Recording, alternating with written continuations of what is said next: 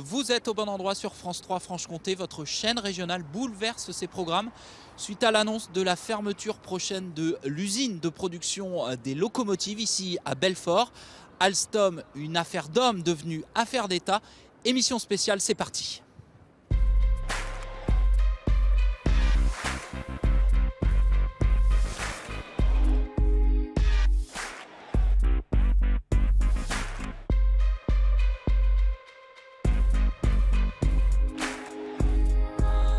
Bienvenue à Belfort, nous sommes en direct en ce samedi. Les Belfortins font leurs courses, se promènent.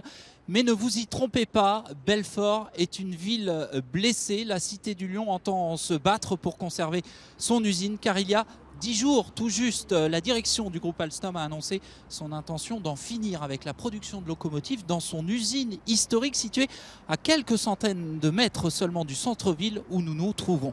Alors dans cette émission spéciale, pendant une heure, nous avons décidé de donner d'abord la parole aux Alstom, ses salariés. Ils sont les premiers concernés et ils sont près de 500 à ne pas savoir de quoi leur avenir sera fait. Avec nos invités, on va tenter de comprendre les ressorts de la décision du groupe ferroviaire et les conséquences éventuelles qu'elle pourrait avoir sur notre territoire franc-comtois en général et sur la ville de Belfort en particulier. Mais d'abord, retour sur une semaine de crise jusqu'au plus haut sommet de l'État. Une semaine pendant laquelle Belfort s'est retrouvée, bien malgré elle, à la une de nos journaux. Une semaine sous haute tension que nous racontent Maxime Menevaux, Rémi Poirot et Jean-Pascal Mojard. C'est l'histoire d'une ville qui se bat pour ne pas devenir un désert industriel.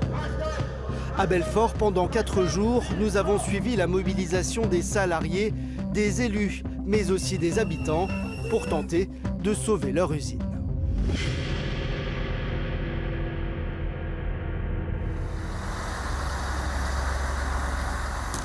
8 heures. En ce lundi matin, les salariés d'Alstom prennent leur service. 5 jours plus tôt, leur direction leur a appris que le site pourrait fermer d'ici 2 ans. Tous savent que l'heure est grave. Ça fait mal au cœur. Petite fille d'Alstomienne, fille d'Alstomien aussi, donc c'est vrai qu'Alstom c'est quelque chose d'important pour Belfort. Ça fait un moment que ça nous pend au nez et puis là c'était annoncé de manière tellement brutale et sans appel que... À Belfort, on produit des locomotives pour le fret et le TGV. Une spécialité qui a fait la réputation de l'usine pendant 4 décennies. Mais aujourd'hui, Alstom prévoit de transférer cette fabrication à Reichshofen en Alsace.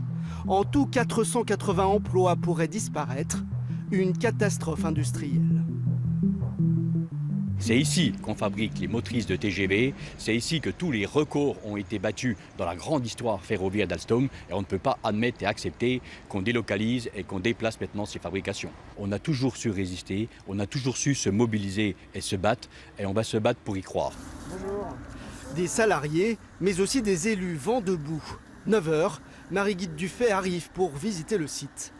À sa sortie, elle clame sa détermination à conserver l'un des fleurons industriels de la grande région Bourgogne-Franche-Comté. Je pense que le Grand Est, de façon plus grande que la seule région Grand Est, Reichshofen en Alsace, Belfort ici, Ornans et le Creusot en Saône-et-Loire, c'est tout un ensemble de productions qui pourrait être entièrement dédié au fameux TGV du futur. Il n'y a pas besoin de diluer ce TGV du futur sur toute la France. À quelques kilomètres de là, Cédric Perrin est en partance pour Paris. Le sénateur est en colère. Il a alerté à plusieurs reprises l'État sur les difficultés de l'entreprise. Personne ne peut aujourd'hui nier le fait que l'État était parfaitement au courant de la situation. Nous l'avons mis au courant, je pense que l'industriel également l'a mis au courant. Et je vous espérais évidemment qu'ils étaient informés régulièrement de la situation compte tenu de leur présence au conseil d'administration. Donc aujourd'hui on ne pouvait pas dire qu'on ne savait pas.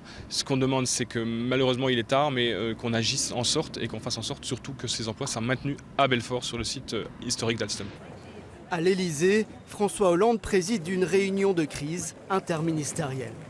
Nous devons, et je l'ai donné cette direction, nous mobiliser pour qu'il y ait plus de commandes qui soient apportées et pour que cette entreprise-là puisse garder ses sites.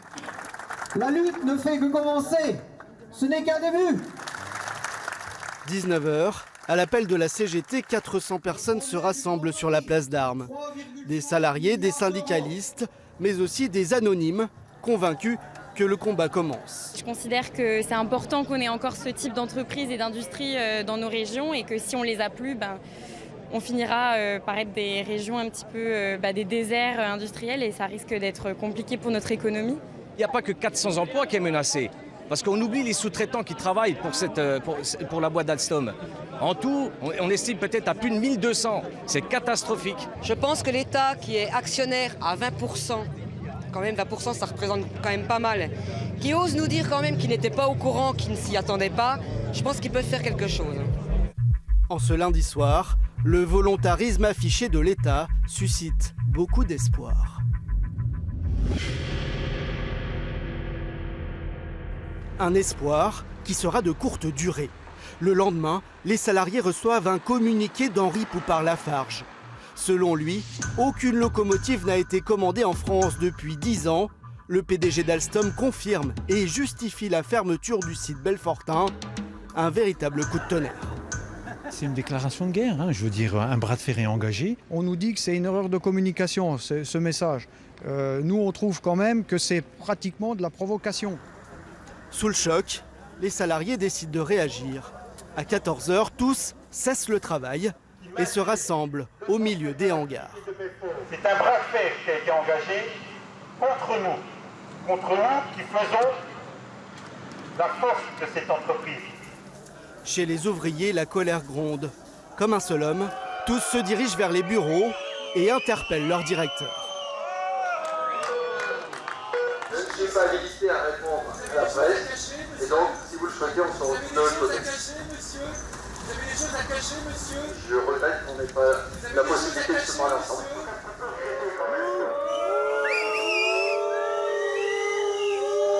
Voilà ce qui est condamné au niveau du dialogue social actuellement au sein d'Alstom. La rencontre aura finalement lieu, loin des caméras. Les salariés regagnent l'usine, un peu perdus. C'est un capharnaüm, personne n'y comprend plus rien. Un coup, c'est les politiques, on va maintenir le site sur Belfort, les directions d'Alstom, non, on ferme, on va sur Reichshofen, c'est un peu n'importe quoi.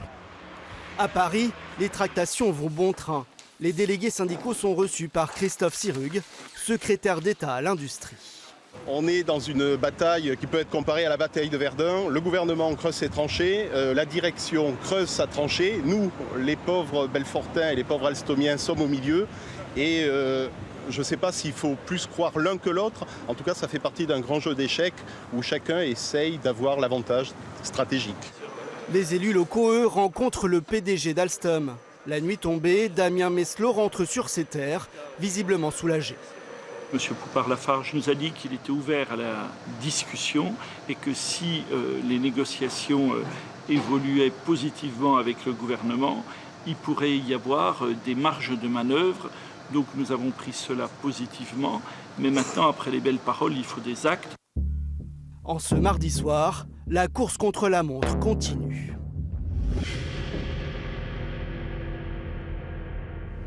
En quelques jours, l'usine Alstom est devenue une affaire d'État et un enjeu pour des candidats en campagne. Ce mercredi, Arnaud Montebourg s'invite dans la bataille. Face aux journalistes, l'ancien ministre pointe du doigt la responsabilité de la SNCF et entonne le petit refrain du patriotisme économique. Dans le contrat qui a été obtenu par Alstom pour l'Inde, 1600 locomotives, 2 fois 800, ont été commandées. Ces locomotives doivent être fabriquées en partie sur le sol français, en partie sur le sol indien. Je demande à la direction d'Alstom de revoir la répartition en faveur de Belfort. Pendant que les politiques défilent, les habitants, eux, se mobilisent sur un tout autre terrain. Cette bande d'amis a décidé de créer une page de soutien sur Internet. En quelques jours, elle a déjà touché près de 30 000 personnes. Toutes les formes de mobilisation sont utiles. Bien évidemment, il faut participer au rassemblement, c'est important. Mais ça aussi, c'est important. Ça permet aux gens qui ne sont pas de Belfort de également soutenir les salariés de notre ville. 20 h. À la mairie, un conseil municipal exceptionnel commence. Aux côtés des élus, des salariés se pressent pour participer au débat. L'ambiance est électrique. Je sauve mon emploi, moi. Je vais garder mon emploi sur Belfort. Ensemble, majorité et opposition votent une motion demandant au gouvernement de tout faire pour maintenir le site de Belfort. Le moment est historique. Alors il y a une dimension symbolique, mais ça permettra aussi aux pouvoirs publics locaux de parler à l'État, de parler aux ministres, au gouvernement, avec un mandat de l'ensemble du conseil municipal de la ville, et je ne doute pas de l'ensemble des élus en réalité du département. Le discours qu'on entend par nos politiques, c'est un discours chloroformé. Voilà, on a besoin d'entendre autre chose. Moi j'ai entendu M. Hollande dire qu'il était inacceptable qu'Alstom ferme, mais il fait quoi ? Ici, chacun l'a compris, il y a urgence à agir pour éviter un nouveau Florange.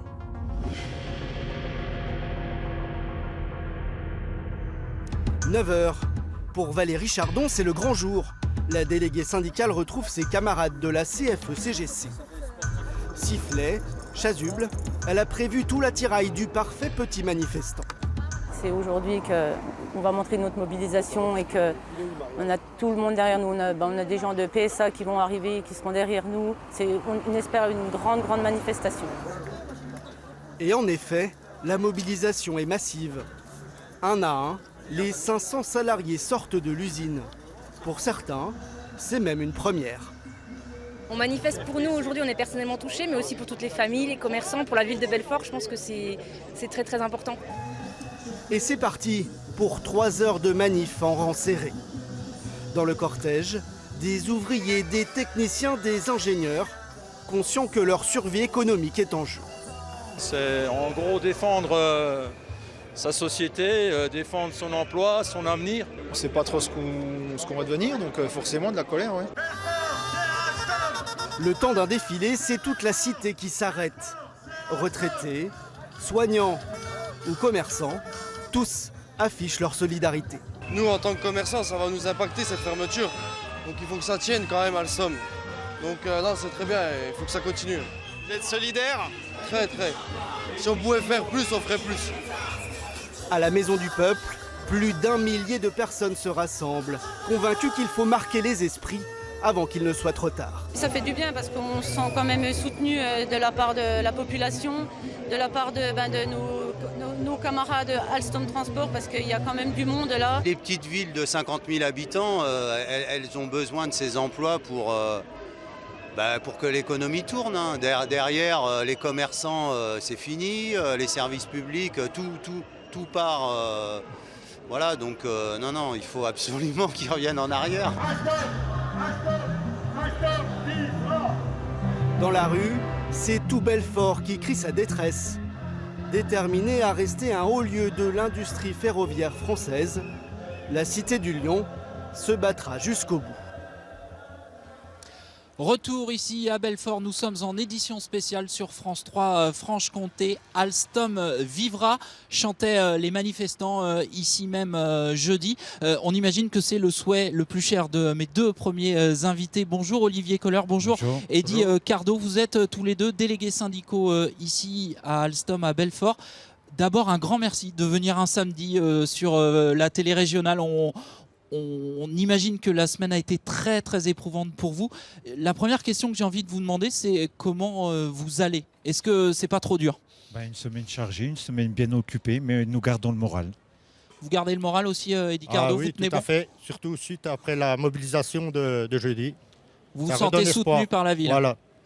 Messieurs, je vous propose de poursuivre cette discussion sur notre plateau installé ici, place Corbis, au bord de la Savoureuse, en plein centre-ville de Belfort. Alors, on a beaucoup parlé depuis mercredi dernier d'un coup de massue. Est-ce que vraiment, Monsieur Cardot, personne ne s'y attendait ? Ça a été une surprise la plus totale pour l'ensemble des salariés. Ah oui, c'est le ciel qui nous est tombé sur la tête. Tout le monde était sous le choc. Et vous, Monsieur Kohler ? Oui, on connaissait des difficultés de l'établissement. Chacun est conscient qu'on traverse une mauvaise passe, mais que la direction générale d'Alstom prenne une décision aussi brutale et inattendue, ça a été vraiment le choc pour tous les salariés de l'usine de Belfort. Vous avez parlé, Olivier Kohler, de déclaration de guerre pendant cette semaine. Aujourd'hui, les salariés sont en guerre contre qui? Contre la direction, contre le gouvernement, contre l'État? Contre la direction. C'est la direction générale d'Alstom qui a pris une telle décision. Et c'est la direction générale d'Alstom qui prend les salariés de cet établissement en otage, sachant qu'ils prennent également en otage le gouvernement. Et malheureusement, Alstom est coutumier du fait. Ils ont déjà eu la même attitude il y a 2 ans lorsque Alstom a cédé le secteur énergie à General Electric, où on avait appris la nouvelle par une agence de presse Bloomberg peu de temps avant que cette vente soit effectuée. Et cette année, Alstom renouvelle, là, en prenant une telle décision inadmissible. Alors, on l'a vu dans notre premier reportage, la direction vous a reçu à l'abri des regards, mais elle vous a reçu sur site en milieu de semaine. Que vous a-t-elle dit? Elle nous a reçus suite au communiqué de Poupart-Lafarge. Votre PDG? Oui, en disant que c'était une maladresse de leur part, que ce communiqué n'aurait pas dû intervenir là. Et vous y croyez à l'erreur de maladresse? Non, parce qu'une entreprise comme Alstom, si un service de communication fait des erreurs comme ça, je ne pense pas. Donc c'était pour mettre un coup de pression, on va dire, notamment aux responsables politiques, oui, c'est ça? Oui, c'est une stratégie encore de notre PDG. Alors j'aimerais qu'on soit très concret. Vous restez optimiste. Vous pensez qu'on peut sauver l'usine de Belfort et le site de production des locomotives? Soyons concrets. Comment peut-on sauver Alstom à Belfort? Olivier Kohler. Actuellement, il va y avoir des discussions sur une période de 10 jours entre le gouvernement, les représentants de l'État et avec la direction générale.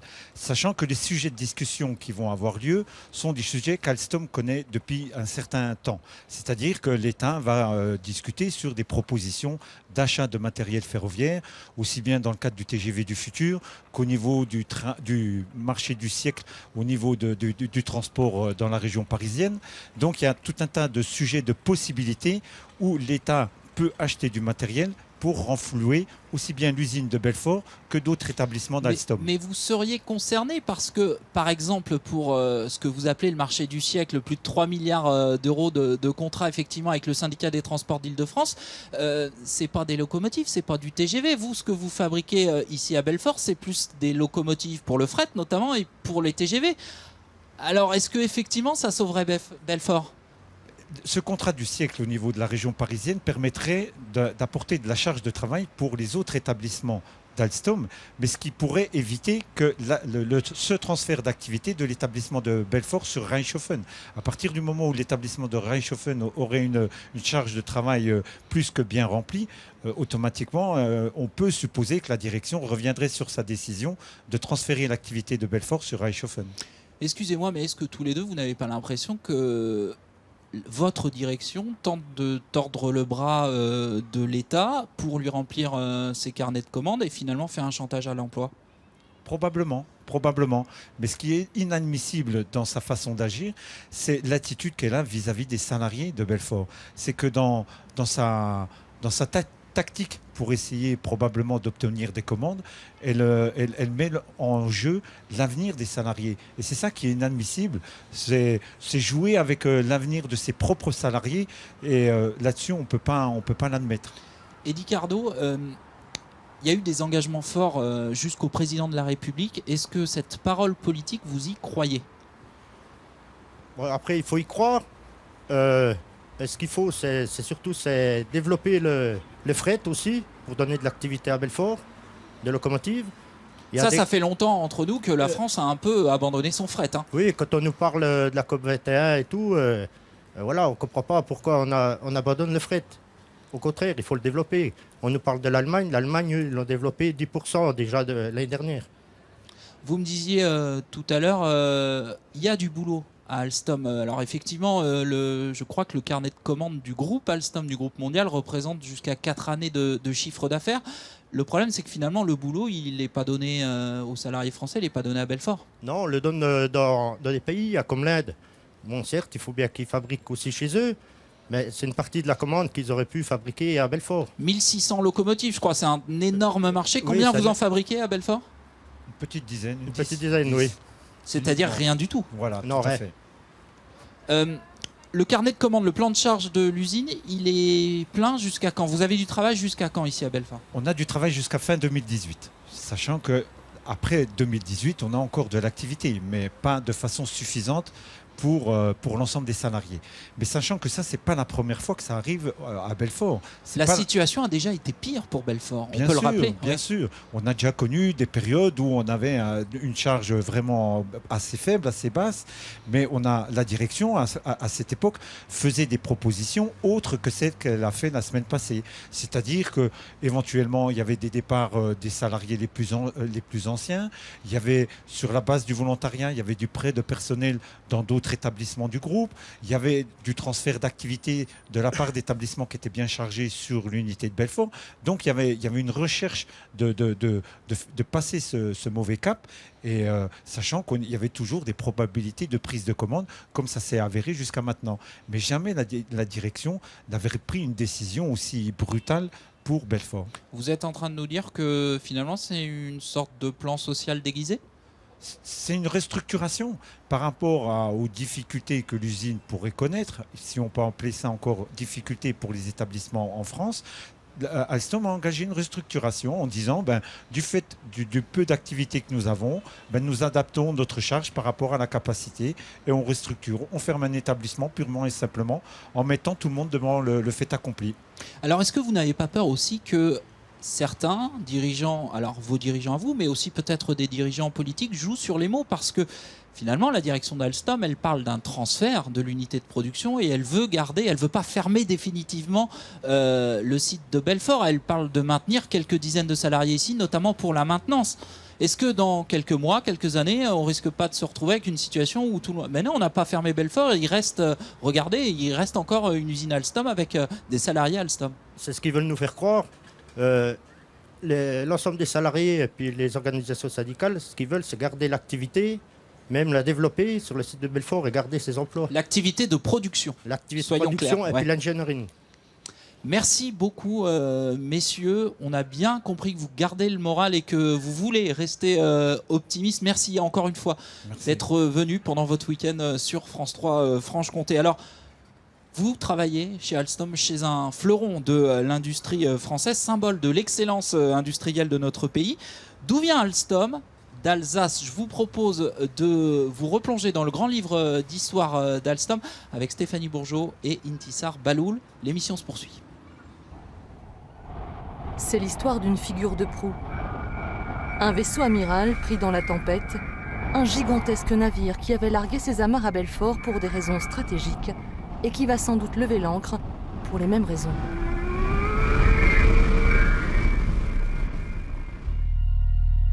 Tout commence avec André Coquelin et sa société alsacienne de construction mécanique. Un complexe industriel installé à Mulhouse et qui produit sa toute première locomotive, la Napoléon, en 1839. Les affaires sont florissantes jusqu'à l'annexion de l'Alsace-Lorraine en 1871. Les droits de douane deviennent prohibitifs. La SACM craint de perdre ses clients français. Le marché français, c'est à l'époque aussi le plan Freycinet, avec 7000 km de lignes de chemin de fer qui allaient être construites, donc forcément des commandes. Donc les industriels mulhousiens sentent bien qu'il faut très vite s'implanter, garder ce marché qui est plein d'espoir en France, et s'installe directement de l'autre côté de la frontière. Et les premiers ateliers naissent aux alentours de la ville de Belfort en 1879.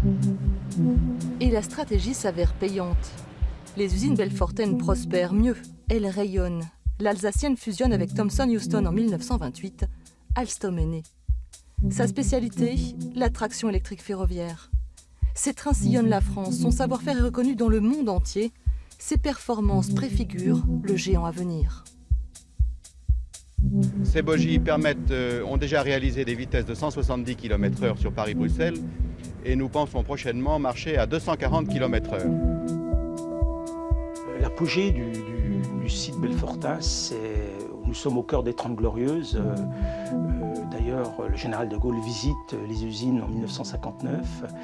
Et dans les années 60, le site est vraiment le plus gros site productif dans le domaine du gros matériel électrique. TGV 001, ou si vous préférez le train à grande vitesse, c'est un nom qui fait rêver, car on peut dire que tout a été étudié pour la vitesse, et ce, jusque dans les moindres détails. Le nez pointu qui économise 300 chevaux, des flancs parfaitement lisses où rien ne dépasse, pas même une poignée de porte ou une main courante. Ce lévrier du rail qui arpente la voie à 300 km à l'heure préfigure le train de demain. Un train qui mettra Lyon à 2 heures de Paris si on lui construit une autoroute à la mesure de ses possibilités.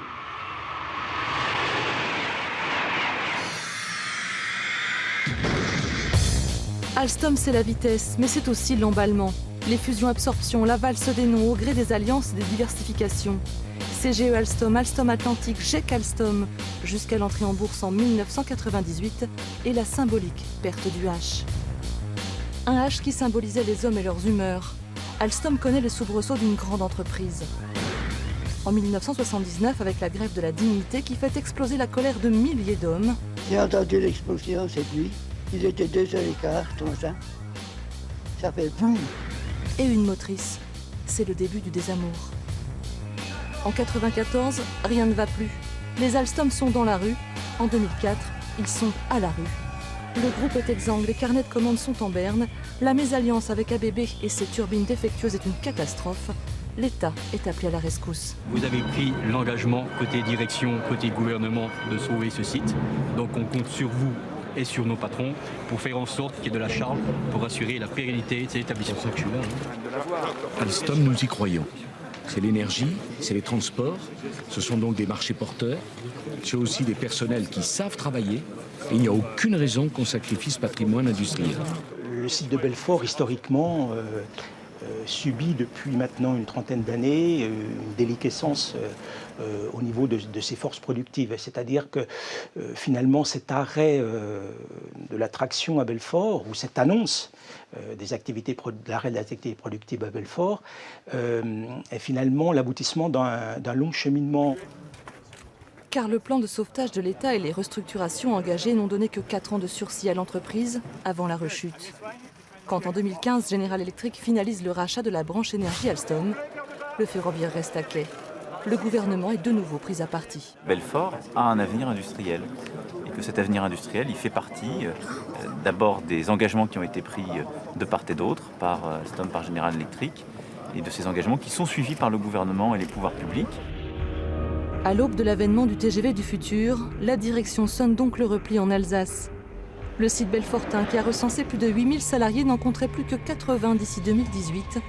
Les pouvoirs publics vont devoir battre des records de vitesse pour contrer le retour aux sources de l'entreprise. Nous sommes donc en direct sur France 3 Franche-Comté, en direct de Belfort, une ville qui s'inquiète pour l'avenir de son usine de production de trains Alstom. Deux nouveaux invités nous ont rejoints sur ce plateau, Place Corbis, au cœur de la ville de Belfort. Alain Sette, président de la Chambre de commerce et d'industrie du territoire de Belfort, et Philippe Sulten, enseignant à l'UTBM, l'Université de technologie de Belfort-Montbéliard, et vous êtes aussi un ex-Alstom. Alors on l'a vu, messieurs, Alstom a une place particulière dans l'histoire industrielle française. Philippe Sulten, est-ce que vous pouvez nous éclairer sur la stratégie du groupe Alstom? Pourquoi sacrifier ou menacer de sacrifier Belfort? C'est une question difficile de parler de la stratégie d'Alstom. Moi, je serais direct. Je pense que le gros problème auquel on fait face aujourd'hui, c'est le manque de stratégie. Depuis des années, Alstom se trouve en déperdition parce que la stratégie n'est, à mon avis, pas bien conduite. Quand on regarde, on vient d'avoir l'historique, quand on regarde le passé d'Alstom, toutes les restructurations ont été des échecs, les mariages ont été des échecs, l'entrée en bourse a été un grand échec, et on continue à parcourir ainsi la fameuse spirale de l'échec que représente Alstom aujourd'hui. Et pourtant, il y a quelques mois, on nous a dit que marier la branche énergie d'Alstom à son concurrent américain General Electric, ça allait renforcer Alstom Transport. Moi, personnellement, je n'y ai jamais cru. C'était le discours officiel, en tout cas. Le mariage d'Alstom, la reprise des activités Alstom Energy par General Electric, c'est une bonne opération, en particulier pour la ville de Belfort, tant que ce site perdurera. Ce côté-là est extrêmement positif. Il met en évidence également qu'une entreprise comme General Electric, qui a le même passé qu'Alstom quelque part, qui a vécu les mêmes problèmes et qui est face aussi à la mondialisation, à tous les problèmes économiques, parvient par sa stratégie qui est bien dressée depuis des dizaines d'années à s'imposer dans le monde entier, jusqu'à reprendre l'activité Alstom Power en France. C'est-à-dire ce que n'ont pas su faire les entreprises françaises, c'est ça que vous voulez nous dire, à contrario? Ce que je veux vous dire, effectivement, c'est ce que n'arrivent pas à faire un certain nombre d'entreprises françaises. Il y a des entreprises françaises très, très brillantes et avec des patrons qui pilotent extrêmement bien leur entreprise. Je vais pas donner des exemples ici, mais il y a aussi des entreprises françaises qui n'y arrivent pas. Et malheureusement, quand on constate que toujours la même élite prend des mauvaises décisions, n'oriente pas bien les entreprises, cela conduit à une catastrophe et c'est déplorable pour tout le personnel qui va souffrir ici sur place, parce que je ne me fais pas beaucoup d'illusions. Vous pensez que ça va fermer? Je pense que ça va fermer petit à petit. Il est manifeste que Alstom Transport, c'est une entreprise qui se porte bien, mais qui vit à l'échelle mondiale, bien entendu. Et ce volet-là perdurera, mais en France, les usines sont en surcapacité. Donc c'est mathématique. Il y a trop de capacité, donc il faut restructurer. Les invités précédents l'ont bien expliqué, il faut restructurer. Donc moi, je vois difficilement, je ne suis pas pessimiste, je vois difficilement une issue favorable à cela. C'est assez pessimiste. Néanmoins. Alain Sed est à vos côtés. Vous êtes, je le disais, président de la CCI, la Chambre de commerce et d'industrie, ici dans le territoire de Belfort. Comment a réagi le monde économique du département à l'annonce la semaine dernière de la fermeture programmée d'ici 2 ans de l'unité de production des locomotives Alstom? Alors, la Chambre de commerce et d'industrie, c'est le représentant du monde de l'industrie, du commerce et des services. Tout le monde est impacté. Ça n'a pas été une réelle surprise puisque ça fait des dizaines d'années et surtout les 10 dernières années où nous savons que l'Alstom Transport avait de grandes difficultés. Le marché mondial, la mondialisation fait que cette concurrence et la baisse des prix mettaient en porte-à-faux le monde industriel sur le ferroviaire. La Fédération française industrielle du ferroviaire a averti le gouvernement et la SNCF depuis 2010 qu'il y aurait de très très grandes difficultés. Moi, je reviendrai un petit peu sur ce qui a été dit par mon voisin et les autres intervenants. C'est vraiment un problème de politique et de stratégie française au niveau de son bassin industriel. Alors que ce soit l'énergie, le ferroviaire. Aujourd'hui, ce qui nous importe, c'est le ferroviaire. Et effectivement, Alstom Transport, c'est 30 000 emplois en France et 4 milliards de chiffre d'affaires. La stratégie du groupe, elle est calculée en fonction de ses charges et de ses résultats. Et moi, ce qui nous a désolé, c'est que ce choc, parce que même si on savait que ça pouvait arriver, ça a été un vrai choc. La première réaction du monde industriel, c'était de penser déjà aux familles de ces personnes. Parce que ça a été dit à Belfort, les gens qui travaillent à Alstom Transport, c'est de père en fils. C'est une culture familiale et industrielle. Des fois, il y a des couples, et effectivement, il y a souvent plusieurs générations d'une même famille qui ont travaillé à Alstom. Cette histoire industrielle, c'est pas que les chefs d'entreprise ou c'est pas que Alstom. Quand vous dites qu'il y a une responsabilité de l'État, un manque de vision sur la politique industrielle, la question qui vient, c'est est-ce que du coup l'État peut sauver encore Alstom à Belfort? La responsabilité de base appartient à l'État. L'État, c'est sur ces 30 dernières années, hein. C'est pas qu'aujourd'hui.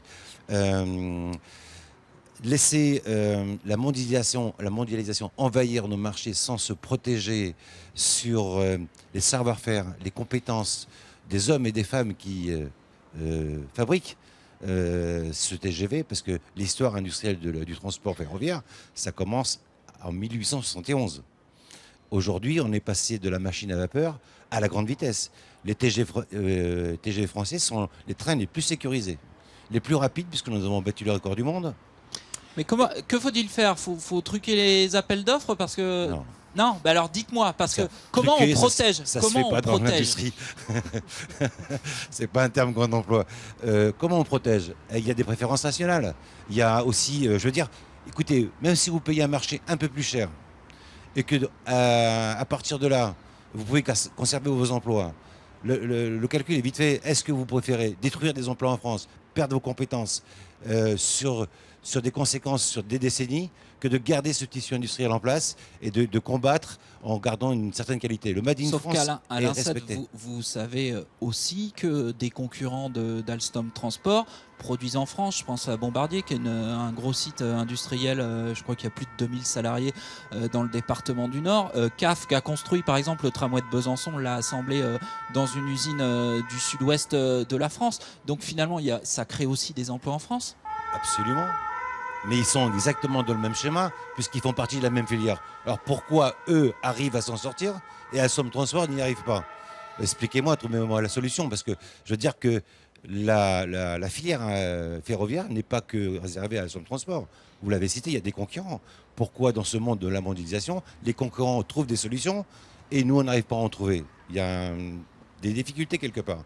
De toute façon, le monde industriel et la Chambre de commerce, qui est un organe neutre, a réfléchi avec nos partenaires CGPME, MEDEF et autres, UIMM également, à trouver ou à apporter des solutions.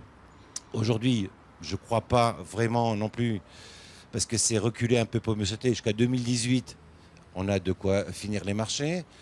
On nous promet éventuellement d'autres marchés. Je ne veux pas rentrer dans la bataille politique parce qu'on entend tout et n'importe quoi. Alain, très rapidement, combien d'entreprises sont dépendantes d'Alstom ici à Belfort ? Dès que l'annonce est apparue, je me suis attaché, moi j'étais à Paris en congrès des chambres de commerce, j'ai appelé une dizaine de sociétés que je connaissais qui travaillaient pour l'Alstom Transport en tant que sous-traitants. D'après nos constats, il y a encore 5-6 ans, il y avait 40 entreprises dans le territoire qui travaillaient en sous-traitance. On parle de plus d'1 millier d'emplois aussi, indirects, c'est ça ? Il y a des emplois indirects, mais il y a des entreprises de services et des entreprises industrielles. Et tout ça, il faut bien faire attention de quoi on parle. Mais effectivement, aujourd'hui, il y a très très peu d'entreprises locales qui travaillent pour Alstom Transport à la production, parce qu'elles se sont diversifiées, perte de marché, pressurisation des prix. Je veux dire que les chefs d'entreprise réagissent, ne se laissent pas... Merci à tous les deux. On va voir à quel point Belfort est attaché à Alstom. Alstom, c'est aussi le combat d'une ville. C'est un document de Franck Ménestré, de Nicole, Fabienne Lemoine et Manu Blanc. Belfort au petit matin du 8 septembre. Alstom s'éveille.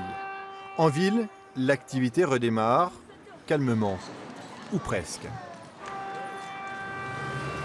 À intervalles réguliers, la cité du Lion vibre. Le son vient de l'usine Alstom, et ce sont les techniciens essais TGV qui se font entendre. Ils viennent d'apprendre que d'ici 2 ans, ils vont devoir quitter les lieux.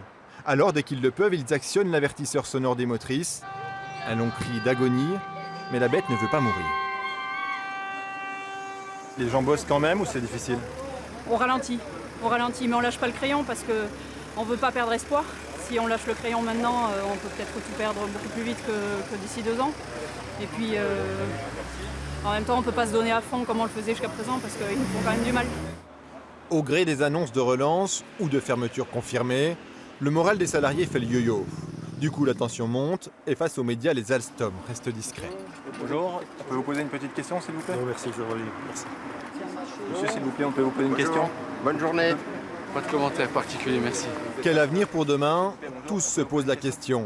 Alors, pour ne pas griller leur chance, ceux qui parlent préfèrent parfois rester anonymes.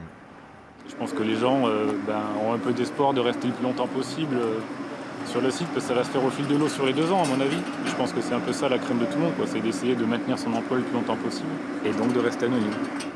Maintenir l'emploi, un objectif qui dépasse largement l'enceinte de l'usine. À 2 pas de l'entreprise, Mousse campe devant son barbecue et fait cuire des brochettes de viande énormes pour les Alstom. Un rituel qui a vu le jour il y a bien longtemps. Depuis 87, j'ai connu Alstom 30 ans. Si quelqu'un salaire qui repart, il chiffre d'affaires, il perd 150 000 euros. Foutu. Le midi, les salariés d'Alstom représentent 80% de la clientèle du restaurant. Un établissement d'habitués à l'ambiance familiale.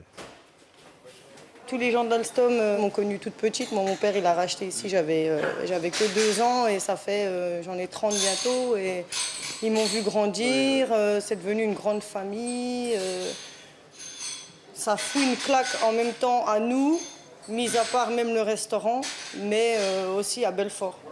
Au comptoir, même refrain, Belfort sans Alstom, c'est inconcevable. Et 32. L'Alstom fait partie du patrimoine français. Il n'a rien à faire à l'étranger, déjà, pour commencer. C'est en Alsace. Oui, ouais, mais ça fait rien. C'est Belfortin. La locomotive, elle est quand même bien à l'entrée de Belfort. Elle n'est pas en Alsace. Donc, elle n'a rien à faire là-bas. Les Belfortins, ils vont faire quoi? Les gens qui travaillent ici vont aller où? Au chômage, pointer où? Ils vont faire quoi, ces gens-là? C'est comme ça, puis c'est pour tous les corps de métier. Officiellement, Alstom n'a encore entrepris aucune démarche avec Pôle emploi. Et pour cause, aucun licenciement n'est pour l'instant envisagé, seulement des propositions de reclassement.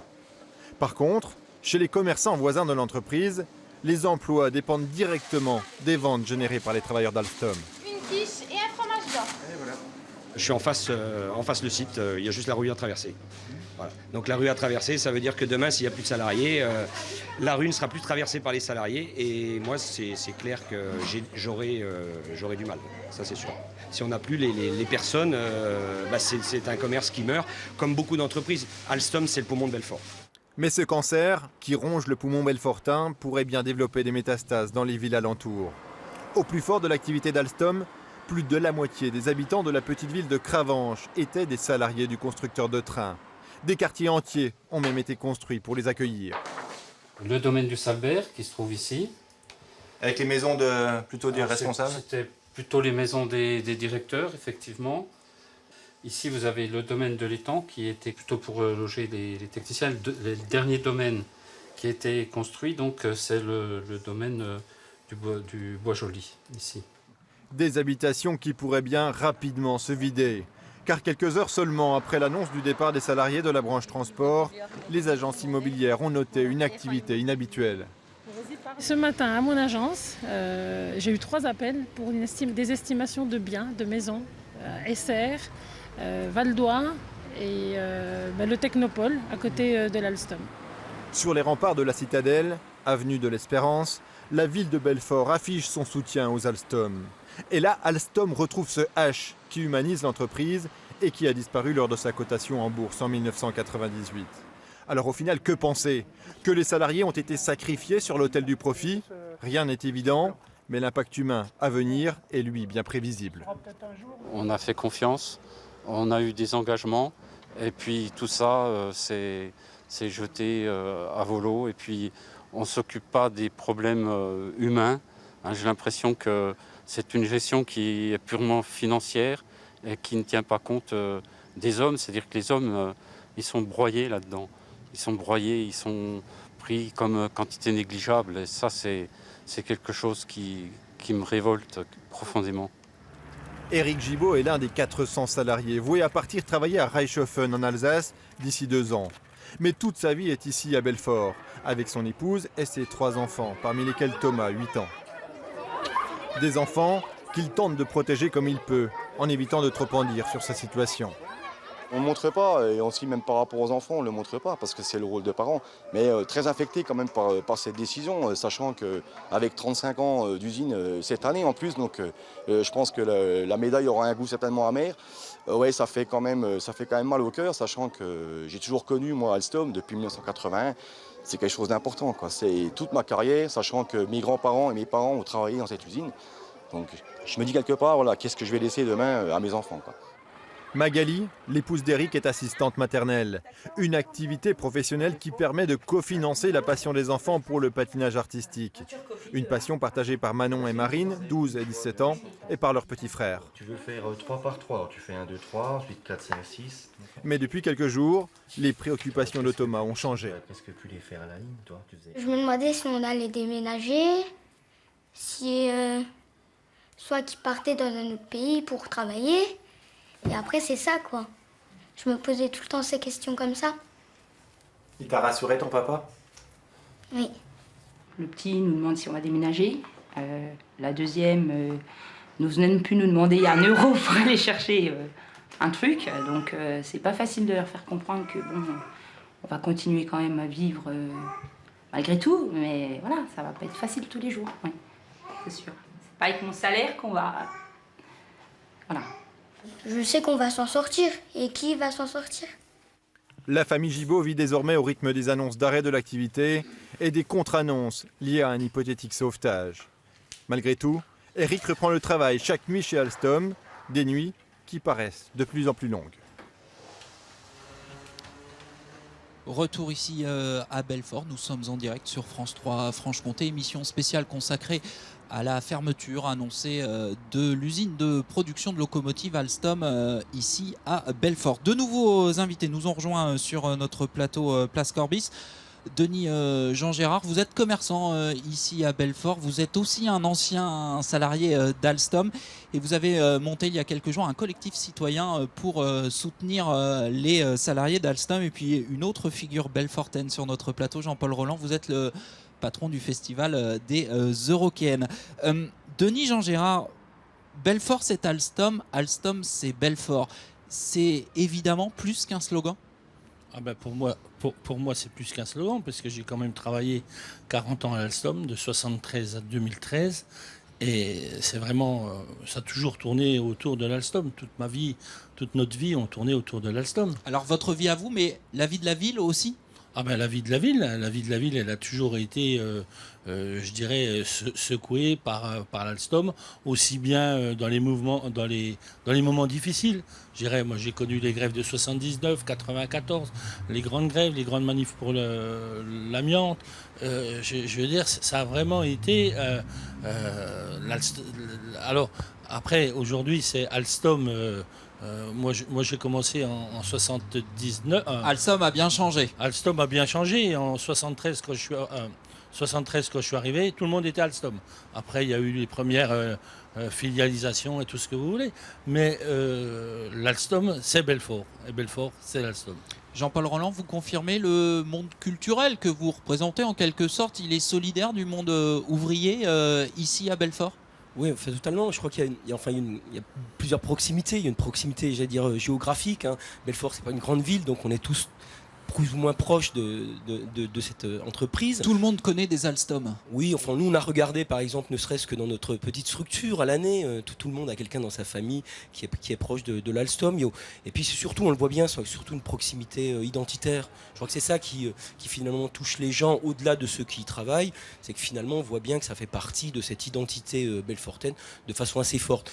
Et je dirais que ça soit les grèves, effectivement, les grands conflits sociaux 73 ou même en 2003, les Alstom sont venus pendant le festival pour manifester. Jean-Paul Roland, vous en parlez. On va revoir un extrait de l'époque. En 2003, effectivement, les Alstom étaient aux Eurokéennes. Je vous propose de regarder ces archives. Laurent Ducrozet. Des tambours et des danseurs pour soutenir les salariés d'Alstom. Hier, sur le site, des syndicalistes et des élus locaux étaient là pour un lâcher de ballon, finalement peu festif. Un ballon en fait pour chaque emploi supprimé.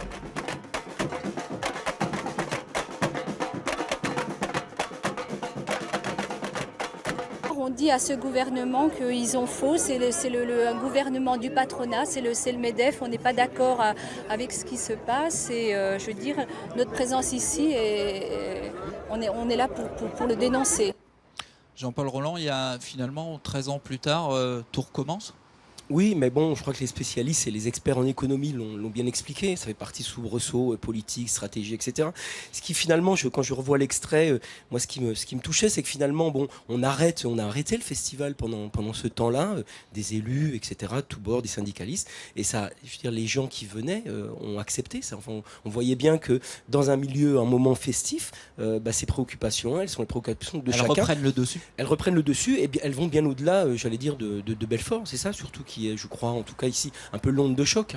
Il y a un attachement viscéral de la ville à cette usine dont on a répété depuis une heure ô combien elle était symbolique aussi, Denis Jean-Gérard. Je pense que l'attachement d'Alstom à Belfort et de Belfort à Alstom, il est clair. Je veux dire, Alstom est arrivé, il y a eu toute l'épopée industrielle qui a commencé avec Alstom, avec SACM, avec tout ça. Et donc, c'est normal, je dirais. C'est quelque chose de dur entre les Alstom et Belfort. Ça, c'est normal. Je voyais 2003 là, les Eurokéennes, j'y étais déjà. Je me rappelle même plus. Voilà, les Eurokéennes, c'est quelque chose de fort à Belfort. Et les Alstom étaient aux Eurokéennes. Jean-Paul Roland, les Eurokéennes, évidemment, le nom est attaché au nom de Belfort. Alstom, c'est la même chose. Vous sentez une responsabilité particulière comment vous réagissez ?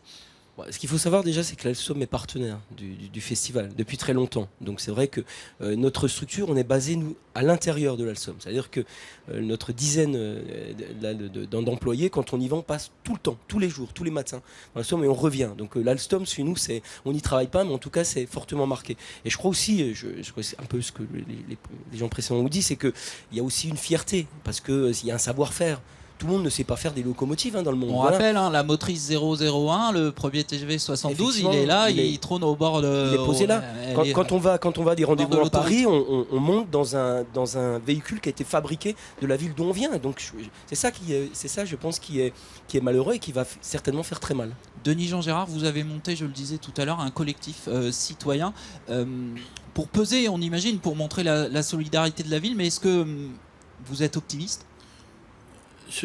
Moi, j'ai toujours été optimiste. Donc, toute ma vie, ça a été des batailles à Alstom. Bon, des fois, on a gagné, des fois, on n'a pas toujours gagné. Mais je pense que sur ce dossier-là, il ne faut absolument pas que l'Alstom, qui ait quelque discussion que ce soit pour une fermeture d'Alstom. Alstom doit rester à Belfort. Alors, le montage du collectif, on a voulu créer un collectif pour essayer d'élargir avec tout syndicat que ce soit, parti politique, pour essayer de fédérer tout le monde pour que ce combat soit quelque chose de fort. Ça a déjà commencé jeudi et je pense que ça va largement continuer. Et ce combat peut être gagné. Et ce combat, pour moi, doit être gagné. Ce sera le mot de la fin. Merci à tous les deux. Merci aussi à nos 4 invités qui ont participé à cette émission. Vous pouvez d'ailleurs monter sur le plateau pour la fin de cette émission. Un grand merci évidemment à toutes les équipes techniques de France 3 qui ont permis de proposer cette émission spéciale. Nous étions donc en direct de Belfort. Merci aussi à toute la rédaction de France 3 mobilisée depuis l'annonce de cette fermeture du site de production des locomotives, site ô combien symbolique ici à Belfort. Vous pouvez évidemment retrouver tout cela sur notre site internet avec des pages spéciales. On va se quitter avec des images ô combien symboliques. Elles datent de 1972 et on a pu les récupérer grâce au Photo Ciné Club de la SNCF de Mulhouse. C'est le premier TGV avec la première motrice 001 qui à l'époque arrivait à Belfort. Je vous souhaite une très belle soirée. Dans un instant, Jean-Christophe Galeazzi pour l'information en région. Je vous retrouve moi demain pour Dimanche en politique avec Jean-Louis Fousseret, le maire de Besançon à 11h30. Belle soirée à vous.